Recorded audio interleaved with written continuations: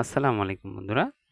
তো স্ক্রিনে দেখতেই পাচ্ছেন যে স্মার্ট অ্যাডমিশন সিস্টেমের যেই পিন পুনরুদ্ধারের যে ব্যাপারটা সেটা কিন্তু অলরেডি আপডেট কিন্তু ওয়েবসাইট কিন্তু আপডেট করার ফলে সেটা কিন্তু এখন খুব সহজেই আপডেট করা যাবে। পিন পুনরুদ্ধারের নিয়ম, কেউ যদি পিন নাম্বার হারিয়ে ফেলে বা ভুলে যায় সেক্ষেত্রে তারা কি করবে? সেক্ষেত্রে কিন্তু বোর্ড কিন্তু সেই নিয়মটা দিয়ে দিয়েছে। তো আজকে বিস্তারিত আলোচনা করব। তো ভিডিওটি শেষ পর্যন্ত সবাই দেখবেন। তো কথা হচ্ছে, এখনও যারা আমার চ্যানেলটিকে সাবস্ক্রাইব করেননি তারা অবশ্যই সাবস্ক্রাইব করে বেল আইকনটি প্রেস করে দেবেন, যাতে সকল প্রকার চাকরির নোটিফিকেশন এবং পড়ালেখার আপডেট আপনার কাছে পৌঁছে যায়। তো এইখানে বেশি কথা বলবো না, এখানে হচ্ছে প্রথমে এসেই যে বিষয়টা, এখানে লগ ইনে ক্লিক করবে। মনে করুন যে আমি আমার আইডি বা আমি আমার পিন হারিয়ে ফেলেছি বা পিন আমার খেয়াল নেই।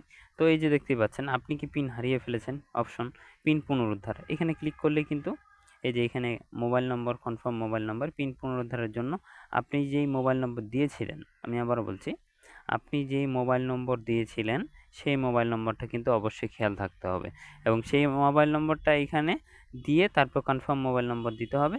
দেওয়ার পরে কিন্তু পিন পুনরুদ্ধারে আম এইখানে কিন্তু টিক মার্ক দিয়ে পিন পুনরুদ্ধার করলে কিন্তু আপনি এখানে কিন্তু আপনার পিনটা কিন্তু চলে আসবে। এখানে রোল, বোর্ড, বছর, রেজিস্ট্রেশন, এক কথায় আপনি সাইন আপ করার সময় যা যা দিয়েছিলেন এখানে কিন্তু তাই লাগছে। তো এই বিষয়গুলো একটু ভালো করে খেয়াল রাখবেন এবং মোবাইল নম্বর কিন্তু ভুল করবেন না। মোবাইল নম্বর ভুল করবেন না। মোবাইল নম্বর ভুল করলে কিন্তু অন্য মোবাইলে পিন চলে যায়। এইজন্য অ্যাকাউন্ট সাইন আপ করার সময় এটি একটু সাবধান থাকবেন। সাবধানতার সাথে মোবাইল নম্বর কিন্তু কনফার্ম করবেন আপনারা। তো বন্ধুরা, আম এ যদি কারো সমস্যা হয় তাহলে অবশ্যই কমেন্টে জানাবে। এরপরে কোনো আপডেট বা ওয়েবসাইটের কোনো আপডেট বা যেকোনো প্রকার ভর্তির আপডেট পেতে আমার চ্যানেলটির সাথেই থাকুন। সাথে আপডেট পেয়ে যাবেন ইনশাআল্লাহ। সকলে ভালো থাকবেন, সুস্থ থাকবেন। আসসালামু আলাইকুম।